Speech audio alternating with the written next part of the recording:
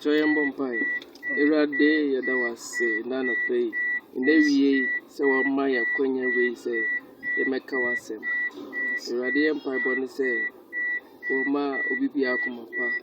Amen. So near better was said no Rade, Manania Sunday for. Amen. And yet, Niti, Fabi to media Sunday Yajuma. Yes.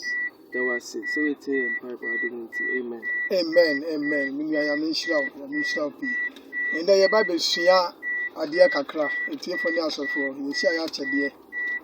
The body other Roma, and then the double Yesu Christo, didn't tell you that's what you done say. I see a Christopher also, and in tea, ye who a Christopher Papa, says, and I say, Cremofa Dorso, Sepatagalia Dorso, and Tia Cremo Papa, no Sasuna, Christosu, Elco. Na ye Bible shine be Kakra, Christopher, no, ye cast a Christopher. Me do amount to two categories. The Christian religion or association, and then one. The followers of Jesus Christ, and this way two. Into two separate things. There were one now, what joining a crew. One now, when the word di Christo echi. Any two different things. Into when I was joining a crew, no, or more association or religion.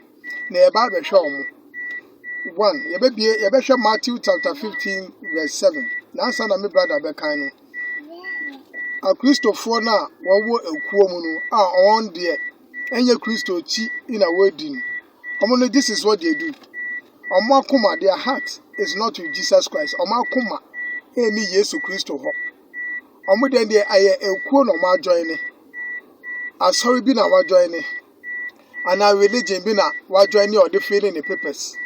Say all feeling the papers are baby no actual religion, no actual Christian as all. Omo wasem.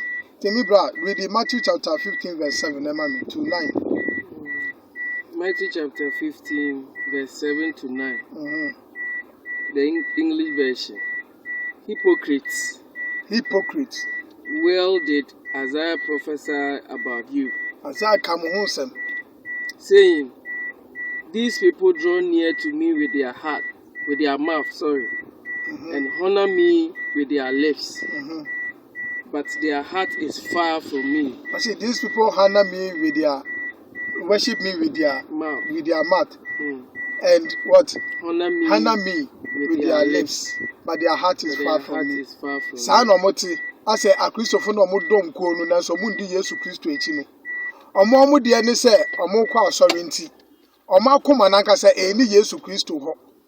Omo ba asori ebe yi Ewrade aye ti say na dia Yesu Christo ka Matthew chapter 15 verse 7 no.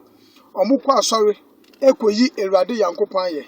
Omo kotutun Ewrade Yankopon eyi na ye e ma manfo say yes omo su kekonu nanso omo akoma de embe no akoma no we chi Jesus say woni Yesu Christo wondi na chi ekuo bi na omo do omo abon ye friend say yes ye from say Yesu nkofo nanso omo nka Yesu nkofo ho omo ye ekuo na ye be ko feda ye nkan anu ensi as scriptures in the 1 Corinthians chapter 1 verse 17.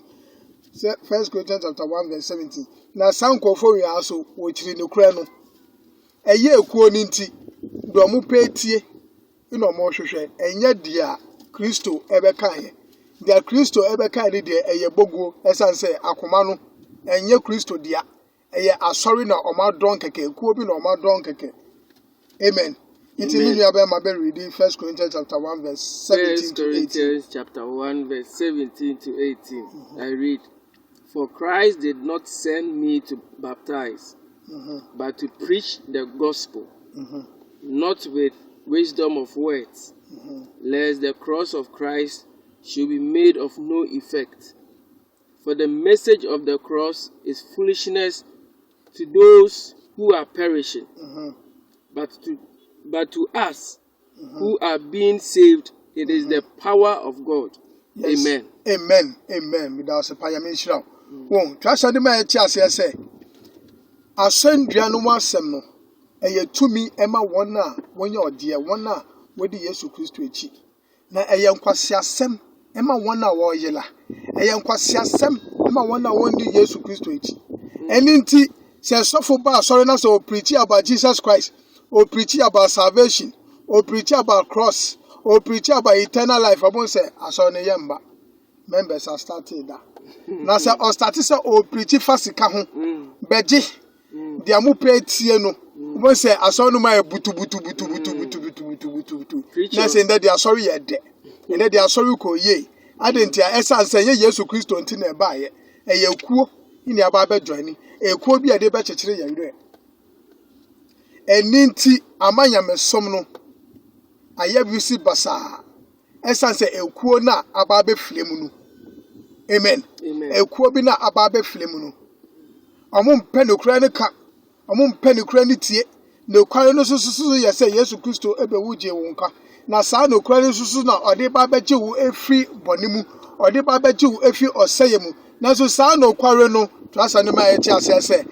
Eye tumi ema wona Ewurade Yankopon eje wono nkwa. Na eye nkwase asem ema wona wode wadoru kuo koke. Wode nyamedin ato wono so. A wona makuo ni ma wonfa buo anase wonfa akomapa. Wonfa akoma endi Yesu Kristo nchi. Na yebeto so member me brother ebie James chapter 2 verse 18. James chapter 2 verse 18. James chapter 2 verse 18. Inti yewo e Kristo for mienu. Wana wodi Yesu Kristo echi.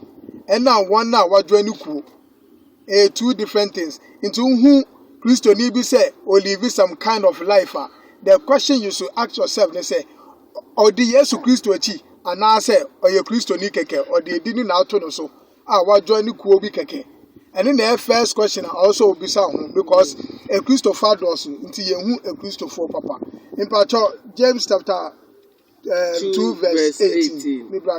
James chapter 2 verse 18. But someone will say, you have faith and I have works. Show me your faith without your works. And I will show you my faith by my works. Verse 19. You believe that there is one God. You do well. Even the demons believe and tremble. Yes. Look at James chapter 2 verse 18. One thing is say, a Christopher no, any association no, or one what done crown and I say religion side no. Difference a woman ni religion side no. Omo di Gideon kwa na ye adwuma. Gideon kwa na ye adwuma. Ndwuma nka ho. Oh, Christo sum de yakumem. Christo sum de Yankopon do obia. Enti no soma Yesu Christo so meje obia nkwanti. Ye ni aso yo de bonenu yo de bonenu. Wafa Yesu Christo de, wafa Yesu Christo de no anu no. Sana association wona wode won abokuo nu. Sana wode nam. Esan se wo nya achachirafo papa. Ema won den. Won chechire ho. No chechire papa no so ba omompe esan so mankasa say na Ezekiel Matthew chapter 1 Corinthians chapter 1 verse 17 say yan kwase asem emo na wenu James ka asem bi o say chemi ugidie nyame ncheo mi gidie ni madwuma so say na de nete na abunsampo gidi say Yankopon wo na say adan ehun kanu Kristo ni uti Yesu Kristo di ehun kan uti Yankopon di ya ehun kan de na pemu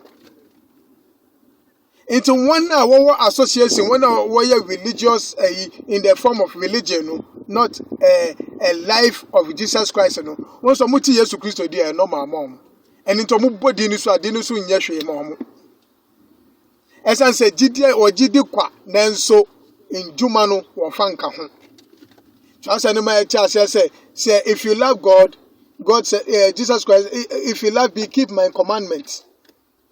As it's all done me the Memransamuso. Yes, ye dono. Yes, you Gideonimu. Yes, ye dinechi. Na Memransam ye disu. Say ye in disu dia. Send the second Matthew chapter 15. He say ye de yano eye na ye. Nanso yakoma de embenu. Esan say ye de yano kase ye dono. Na yakoma emben nti yenye dia waka kire say yenye nti those Christians na ye in the form of association no omo no gidie pe no mode na momu nya adwuma no adwuma na ebi ne den koka nyame asem adwuma na ebi ne den se If I say ube obey Yankopon instructions na ode ama nipa da sani wa asase so no na oma enkwagye nsem aye wasem a ube ka ama nipa aye den enya nsachiraye ube ka ama nipa enya akra nsachiraye a obenya osoro anyemafo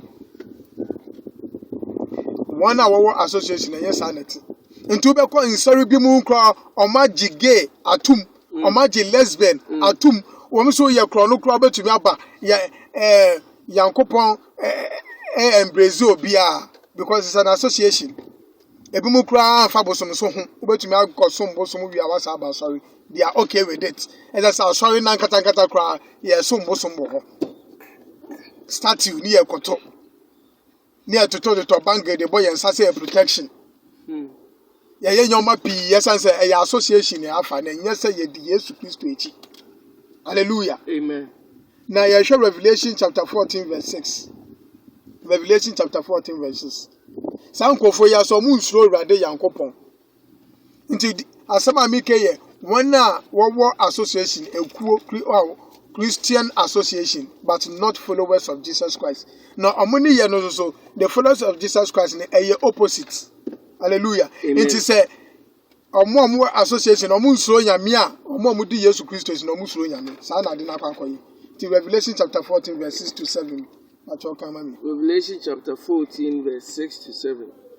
Then I saw another angel flying in the midst of heaven, having the everlasting gospel to preach to those who dwell on the earth, to every nation, tribe, tongue, and people, saying, that is verse 7, with a loud voice, yes, fear God, and give glory to him, for the hour of his judgment has come, yes, and worship him who made heaven and earth, yes, the sea and springs of water. Amen. Amen. Abofo ne say so Yankopon ono de atembuo ebeba so Yankopon inti wona wodi Yesu Kristo echi no wonsuro bibia de ebeto won onsuro de awobehwe sase wonimu se atembuo bi wo ho omunimu se Awurade Yankopon bebu atai inti omudi osuro ni niam Awurade Yankopon omudi na asam so nanso wona wodonkuo no eye association no omudi omasam so ebi mu kra say heaven ni wo hell ni wo hell is on earth heaven is on earth sa na ebi mu ka eni omu nsuro Yankopon omunimu se do mu name eno ne judgment no omu nsuro Awurade Yankopon omuti Yankopon din kra just say embo omu hu say they don't even fear about his judgment omu no one na what join kuo no esan say because of information I say preach omu yenti na preaching ban omu nya nchechire ban omu nya Bible ni ebe bie ma chiro ma na yakwa ko bie bebi obenye ska yakwa ko bie bebi obe so seed bebi obe tua tithe ni bebi obe tua collection any bebi obenya didie say nyoma be yeyi enu pe na ye bie e wo sa association no any abrabo mu nsem how wa we be koso how ojuma be koso wiase mu nsem no wiase me japade say na obebo obra afa enu pe nanso owu echi no ewieye mremu enu no de it is not their priority, it is not their message inti enu no ubon say eba ne sa now one of our association they are okay with it but one of what do Yesu Kristo echi no modwa because omo say enkwaje eni sa asem ni mu enkwaje so na ehu hia esa say nyamesro na wo omumu nti into osofo a on preach about the salvation, about the cross, about judgment, about righteousness sa osofo na se mu hu say sa osofo na de mu ko baby bonny onsro nyame oka association, Christian association, but he is not a follower of Jesus Christ. Na ye to aso no remember me brother be 2 Timothy chapter 4 verse 3. 2 Timothy chapter 4 verse 3. Asofo for they preach what people want to hear instead of what God is saying. I'm talking about association, those who don't follow Jesus Christ but are proud to be in the Christian association. Omu preach masa bacho kamame. 2 Timothy chapter 4 verse 3. For the time will come when they will not endure sound doctrine. Yes. But according to their own desires. Yes. Because they have itching ears. Yes. They will heap up for themselves teachers. Yes. Boom. Amen. Amen. One day I may pray you can. I said they will have itching ears. Omasumba ya omo de omo pe bibie tie eni nti omo so be pa omo ankasa sofo. Nti sofo no so bad omo pe tie no beka. Hey, receive it, ye resop. Ye je. Ya som. Awia no se mumbe so na mo so. Mumbe se na mo ye akwanche miracles in the fire light in the anointed 2244 miracle night. And then amu pe tie nti no so the title na maba na fe de okeka stories e de kire mu na mo boje no so e just say na amu pe tie na nkwaje asa no bo se na abom esan se ekuo bi amafo me na nyese mu di Yesu Kristo echi na ekuo bi amudi Yesu Kristo ato mo ho so uka Matthew chapter 24 ma eti asese ebi mu di ni din beba. People will come in his name and deceive many. Inti omugba beti ekuo no bi. No mu di Yesu Kristo din apata ho. No mu di adada nkofo sa na ekoso. Oka sa no so o se eweye mremu na sa nyoma we so besi. Na di dada no kra de wo eweye mremu da no me ka chen say start fi Yesu Kristo time. Start fi last days no start fi Yesu Kristo time. Now we are getting into the end time. We have last days and we have end time. End time near judgment day. And then I see a year train. It is sign but you be Galatians chapter 2 verse 14. Sign ACC. Sign ACC. Into Christopher your no. Your one what the years to Christo echi. And a year one now what do one are joining association. What do one are joining kuo keke. Said that be or who are conforming everybody yasi. Said that be or ye word and I say or ye or be dom edunichi. Association near join. Now so association no dey be amekasa wo join here, but the most important thing is say we do Yesu Kristo echi. Mbacho se we bia na wakan ama. Galatians chapter 2 verse 10. Verse 14. Verse 14. Yes. But when I saw that they were not straightforward about the truth of the gospel, I said to Peter before them, if you, being a Jew, live in the manner of Gentiles and not as the Jews, why do you come compel Gentiles to live as Jews? I take it again.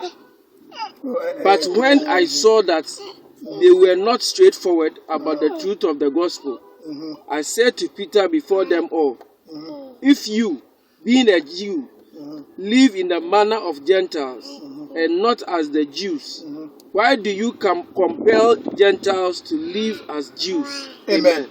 Anu na Paul oni James ni Peter mo amuko isampaka na mudu Gentile for no Gentile for ni ya wona na wonim Yesu Kristo amanfrafo mu ni chefa because Jew for through omuni na nya salvation through Jesus Christ. Intina omu ede insano omu nsa ekọ Gentile for no ama mu so nya nkwaje no. Amen. Amen. Na omu ko e na omu du honom no.